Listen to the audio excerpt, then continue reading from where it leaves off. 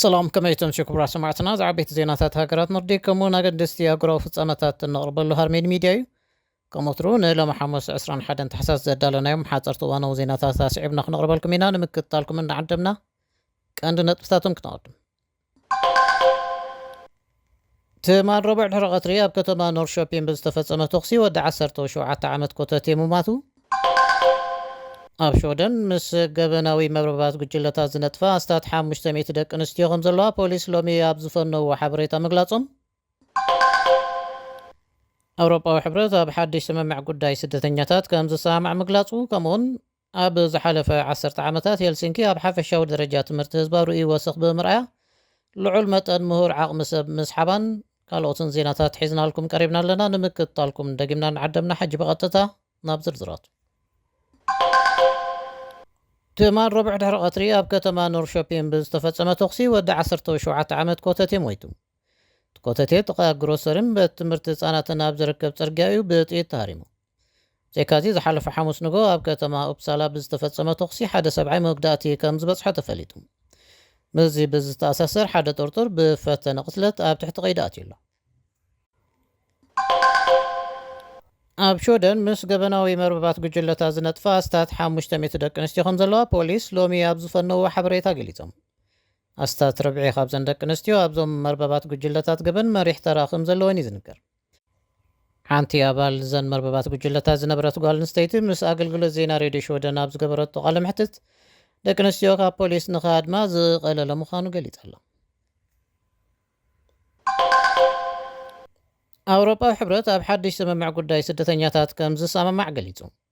ኮሚሽን ኣውሮፓ እቲ ስምምዕ ንሕብረት ኣውሮፓ ዝያዳ ፍትሓዊ ስሉጥን ዘላቕን መስርሕ ስደትን ዕቑባን ከም ዝፈጥር ብምግላጽ እዩ ምስቲ መትከላት ከም ዝሰማማዕ ገሊጹ ዘሎ።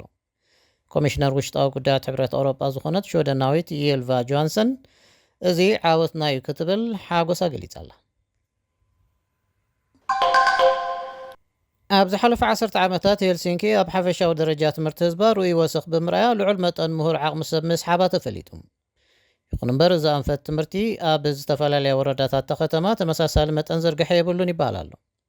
ካብ ቤት ጽሕፈት ከተማ ዝወፅእ ሓድሽ ሕታም ከም ዘመልክቶ ዋላ እኳ ነዚ ፍልልያት ንምፅባብ ይስራሕ እንተሎ ኣብ መንጎ ዝለዓለን ዝወሓደን ደረጃ ትምህርቲ ዘለዎም ከባቢታት ዘሎ ፍልልይ ኣዝዩ ምርኡይ ኮይኑ ይቕፅል ኣሎ። ኩለን ኣውራጃታት ሄልሲንኪ ቁፅሪ ድሕረ መሰረታዊ ትምህርቲ ዘይብሎም ነበርቲ ኣብ ምንካይ ዓወት እኳ እንተመዝገባ ወሰኽ ደረጃ ትምህርቲ ኣብ ዝተወሰኑ ከባቢታት ጥራይ ዝያዳ ጎሊሑ ይረአ ኣሎ። እቲ ለውጢ ብፍላይ ኣብቶም ካብ 25 ክሳብ 44 ዝዕድሚዮም ሰባት ርኡይ ኮይኑ ኣብዚ ሕጂ እዋን ዝለዓለ ብቕዓቶም ካልኣይ ደረጃ ትምህርቲ ጥራይ ዝኾኑ ዜጋታት እናወሓዱ ይመፁ ኣሎም። መንእሰይ ወለዶታ ሃገር ካብ ካልኣይ ደረጃ ንላዕሊ ትምህርቲ ምቕፃል ይመርፅ ኣሎ። ይኹን እምበር ኣብ ገለ ብታሪክ ትሑት ደረጃ ትምህርቲ ዘለዎን ኣውራጃታት ምውሳኽ ደረጃ ትምህርቲ ብቐንዱ ኣብ ካልኣይ ደረጃ ጥራይ ተደሪቱ ኣሎ። ብሓፈሻዊ ምዕባላታት እኳ እንተተረኣየ ኣብ ሄልሲንኪ ዘሎ ናይ ትምህርቲ ድኽመት ገና ኣብ ፍሉያት ኣውራጃታት ብፍላይ ድማ ኣብ ምብራቓውን ሰሜናዊ ምብራቕን ክፋላት ከተማ ብፃዕኪ ይርከብ ኣሎ። ኣብዞም ከባቢታት ብዝሒ ዝኾነ ብቕዓት ዘይብሎም ነበርቲ እኳ እንተነክየ ብመንፅር ትሑት ትምህርታዊ ፕሮፋይሎም ብተዘማዲ ብዙሕ ከም ዘይተቐየሩ ተገምጊሙሎም። ብኻልእ መዳይ ልዑል ደረጃ ትምህርቲ ዘለዎም ከባቢታት ካብ ዘን ትሑት ትምህርቲ ዘለዎን ኣውራጃታት ርኡይ ቁፅሪ ነበርቲ ዘይምስሓብን ኣዘራረበ ኮይኑሎ። ብዙሓት ቅድሚ ሕጂ ትሑት ትምህርቲ ዝነበረን ኣብ ከባቢ ሄልሲንኪ ዝርከባ ዓድታት ኣወንታዊ ምዕባለ ዘርያ ኮይነን ብዙሕ ልዑል ትምህርቲ ዝወሰዱ ነበርቲ እናዓበየ ይኸይድ ኣሎ። እዚ ኣንፈት እዚ ኣብ መንጎ እዞም ከባቢታትን ላዕለዋይ ትምህርቲ ዘለዎን ኣውራጃታትን ዘሎ ክፍተት እናፀበበ ይኸይድ ከም ዘሎ ዘመልክት እዩ። ብሓፈሻ ኣብ ደረጃ ትምህርቲ ዝተመርኮሰ ናህሪ ዞባዊ ምፍልላይ ዝሕታለ ይርኢ ምህላው ሄልሲንኪ ታይምስ ፀብፂባ ኣላ። ምስ ሃርሜኒ ሚድያ ከም ዘለኹም ክቡራት ሰማዕትና ኣብ መወዳእታ ፕረዚደንት ፈረንሳይ ኢማኑኤል ማክሮን ንተዋሳኢ ጀራርድ ዲፓርዲዮ ደጊፉ ብዝብል ካብ ሸነኽ ተጣበቕቲ ሰብኣዊ መሰላት ደቂ ኣንስትዮ ከቢድ ነቐፌታ ይወርዶ ኣሎ። ፕረዚደንት ማክሮን ነዚ ኣመልኪቱ ኣብ ዝገበሮ ቃለ መሕትት ዲፓርዲዮ ቀንዲ ሸቶ ሃደንቲ ከምኡውን ሓበን ፈረንሳ ዝኾነ ዓብ ተዋሳኢ ምዃኑ ድሕሪ ምግላፅ ፈረንሳ ንውዳ ኣበርክቶ ንዝገብሩ ዜጋታት ኣትቦ ዝለዓለ ክብሪ ሌጅዮን ኦፍ ኦነር ካብኡ ክሰሓብ ከም ዘይብሉ ወሲኹ ተሓሳሲቡ ኣሎ። ዲፓርዲዮ ብ13 ደቂ ኣንስትዮ ብፆታዊ መጥቃዕቲ ወይ ምግፋዕ ተኸሲሱ ኣብዚ ወርሒ ኣብ ዝተዘርግሐ ሰነዳዊ ፊልም ድማ ፅዩፍ ቃላት ክዛረብ ከም እተሰምዖ ዝፍለጥ እዩ። ንሱ ነዚ ክስቲ ኣይወዓልክዎን ክብል ናይ እምነት ክሕደት ቃሉ ሂቡ ኣሎ።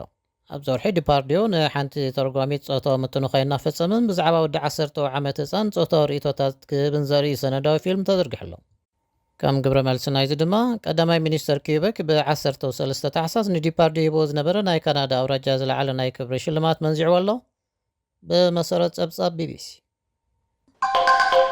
ባርኩብራ ሰማዕትና ንሎም ሓሙስ 21 ታሕሳስ ብሃርሜኒ ሚድያ ዝተዳለወ ሓፀርቲ ዜናታት እዞም ክሳብ ሕጂ ክትከታተልዎም ፀናሕኩም እዮም። ምሳና ብምጽናሕኩም ኣዚና እናመስገንና ብዝንሰናበተኩም ሰላም።